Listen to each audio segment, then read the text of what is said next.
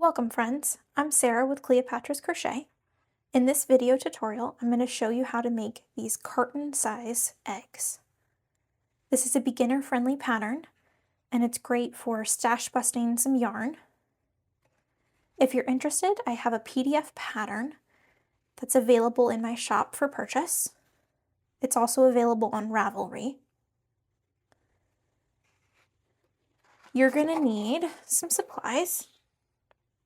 For this pattern, you're going to need a yarn that's a weight 3, which is classified as a light yarn. I'm using this natural color changing yarn in a brown and white combination because I just think it looks really good for an egg. You're also going to need a 2.75 millimeter crochet hook,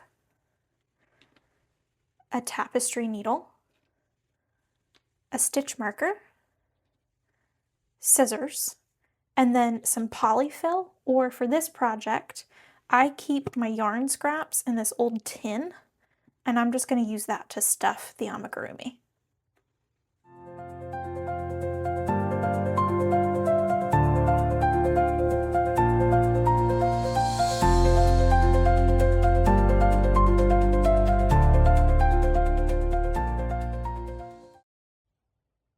To begin, make 6 single crochet in a magic ring. If you're not confident on making a magic ring, I have a video tutorial just for that that's slowed down, explaining how I do it. That link is going to be in the description.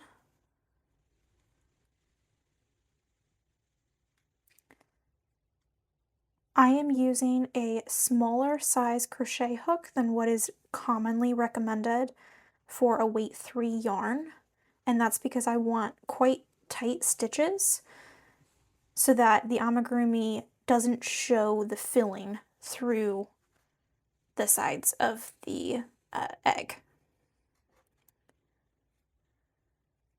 To tighten down, I like to put my crochet hook through that first stitch, and that just makes sure that it doesn't get tightened so much that I can't work into it later on.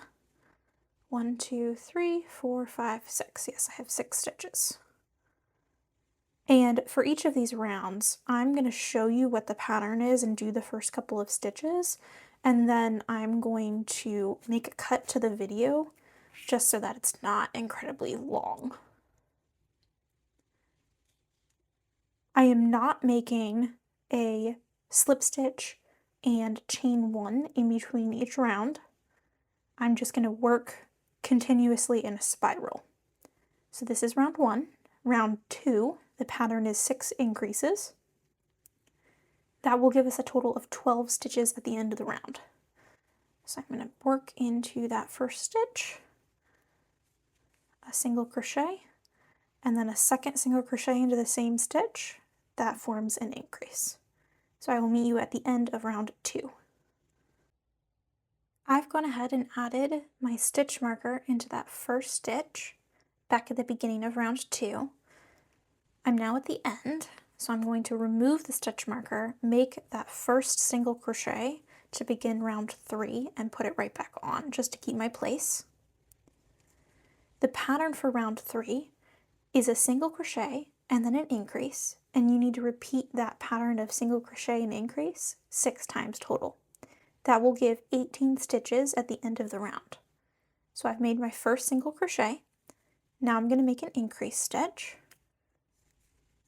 first and second, and now I'm just repeating that 5 more times, and I will meet you at the end of round 3. This is what the end of round 3 looks like. For round 4, I'm going to again make that first single crochet and then put the stitch marker right back on. The pattern is 2 single crochet followed by an increase, and all of that is repeated 6 times. This will give a total of 24 stitches in the round. This is my first single crochet. Now I'm going to make my second. Now an increase, first and second, and I'm going to repeat that until I get to the end of round 4. We are now at the end of round 4. For round 5, the pattern changes. We're going to make our first single crochet and put that stitch marker right back on. And it is simply 24 single crochets all the way around. So just make a single crochet in each stitch. And I will meet you at the end. This is the end of round 5. Round 6 also begins with a single crochet.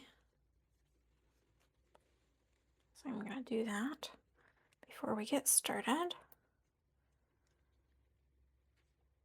The pattern is 3 single crochet followed by an increase. This is repeated 6 times. This is my first single crochet, second and third, now an increase. Now repeat that 5 more times and I'll meet you at the end of round 6. This is the end of round 6. Round 7 and round 8 are both single crochets all the way around. So I am just going to make 30 single crochets. That's the total number of stitches that you should have in your round. And I'm going to do that twice, both for round 7 and round 8. And then I'll meet you for round 9. I'm at the end of round 8. I'm going to replace my stitch marker, making that first single crochet. And round 9 is where we start our decreases. The pattern for round 9 is 3 single crochets followed by a decrease, repeated 6 times. But the decreases I'm going to do are invisible decreases, and I'll show you how to do those if you've never done them before. This is my first single crochet. I'm going to make 2 and 3. Now, an invisible decrease is very similar to working in the back or front loop only. I'm going to go, instead of through both parts of the V of the stitch, I'm going to work into just the front loop only. I'm going to pull up a loop, and instead of yarning over and finishing with a single crochet, I'm going to go into the stitch after, again only into the front loop, pull up a loop, and now I'm going to put all 3 of these loops together, and that forms a decrease. So let me show you that again. We have 3 single crochets, 1, 2, and 3, followed by an invisible decrease. Work into the front loop only, go into the next stitch, work into the front loop only.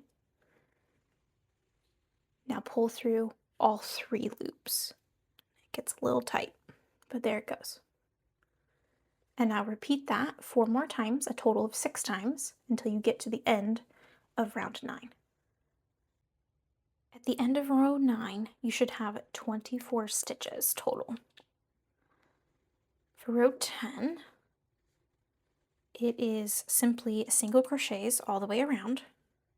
So 24 single crochets.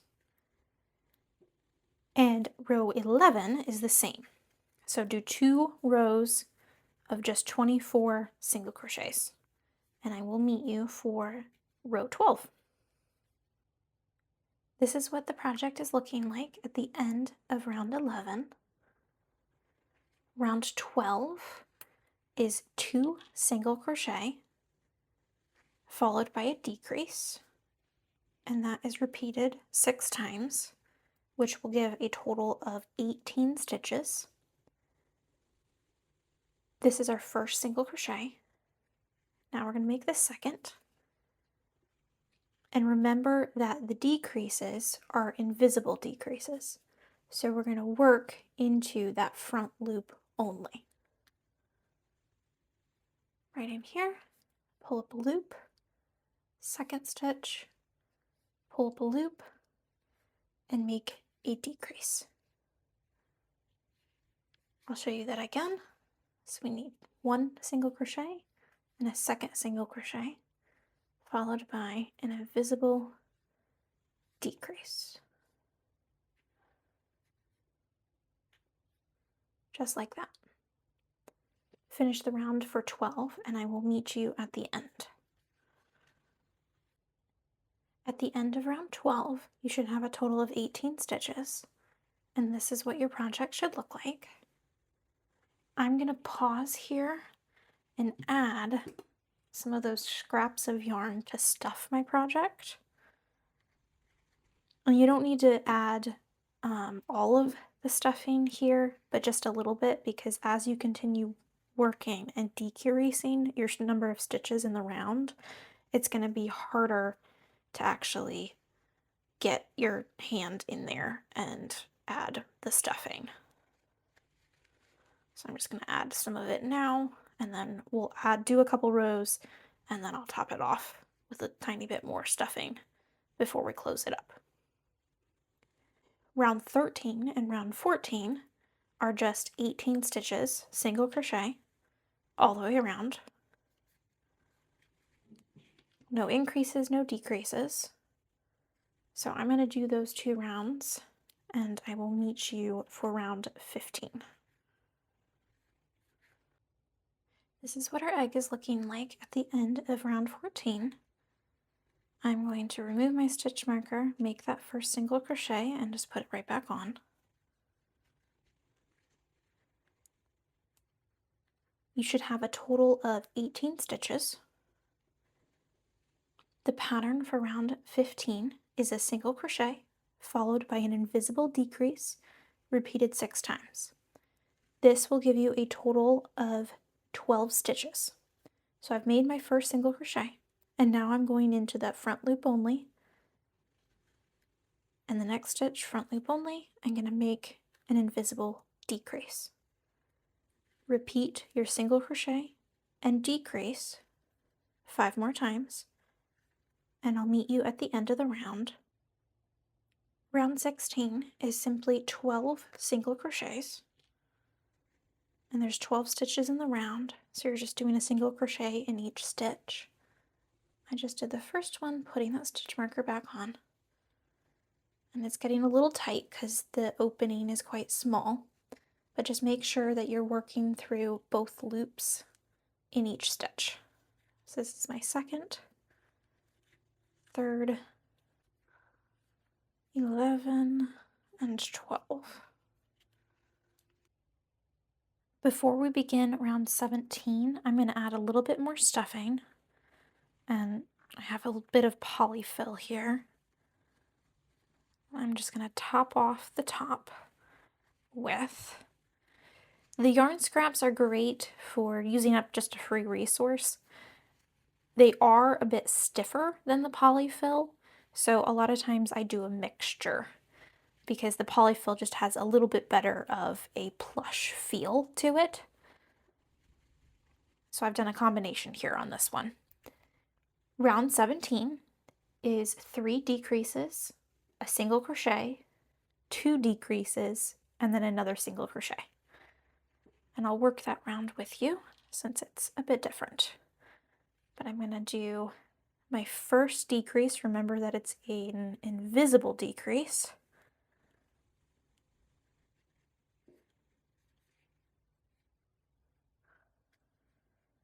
Put my stitch marker back on so I can remember where the beginning is. So that was 1 decrease.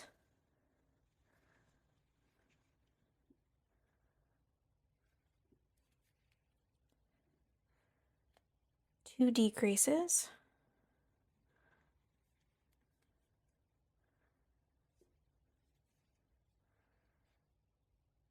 Three decreases.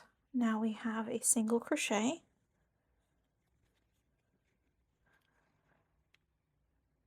And another 2 decreases. And this row is just difficult. Like, There's no way around it. It's the last one in the round. You tried to fill the egg really well so that it has bounce to it. It's just going to be hard to work into. That was my first decrease. I need to do the second one.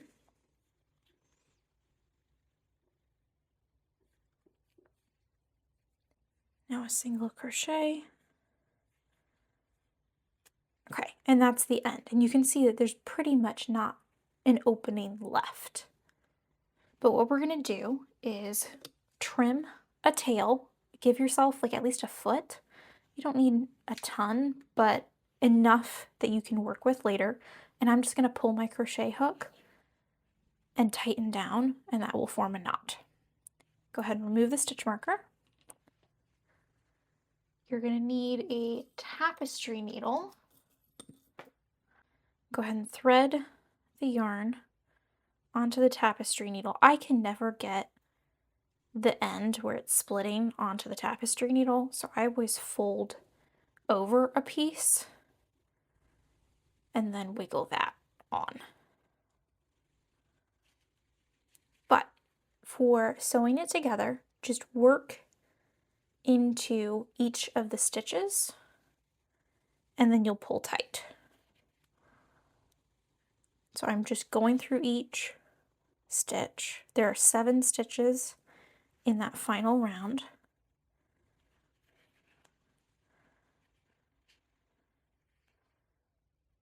Oh, I missed a piece. Just working back and forth and pulling tight.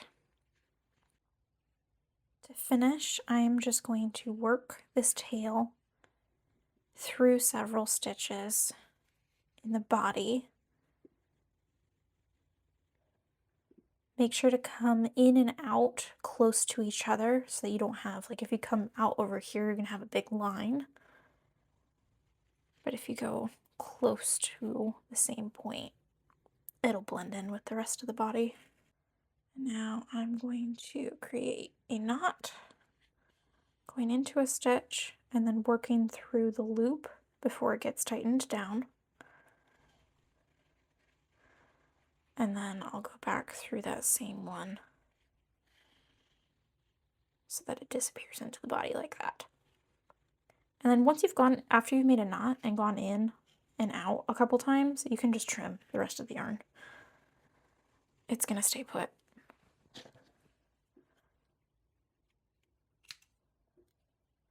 And there's your egg. Now something to note. If you got to the end of this pattern and your egg was slightly smaller than what you were hoping for, there's an easy way to fix that. I've made both of these the exact same way, followed the exact same pattern, but I changed the size of hook. So for this smaller one, I used a 2.75 millimeter hook. For this slightly larger one, I used a 3.5 millimeter crochet hook. And that's simply because I wanted to keep this pattern as a beginner-friendly pattern where I didn't need to go into gauge swatching or anything like that. So if you want a slightly different size, just try making one. Use the hook that you have. And if you wanted to adjust the size, you want it to be bigger, pick a slightly larger hook. You want it to be smaller, pick a slightly smaller crochet hook. And just make the exact same pattern. If you enjoyed this tutorial, please like and subscribe. It really helps me out. And then I also wanted to let you know that I have a pattern for a fried egg that is already out and available. Both of these patterns for the fried egg and for the carton size egg are also available as PDF patterns in my shop. So just check the link in the description. Thanks so much.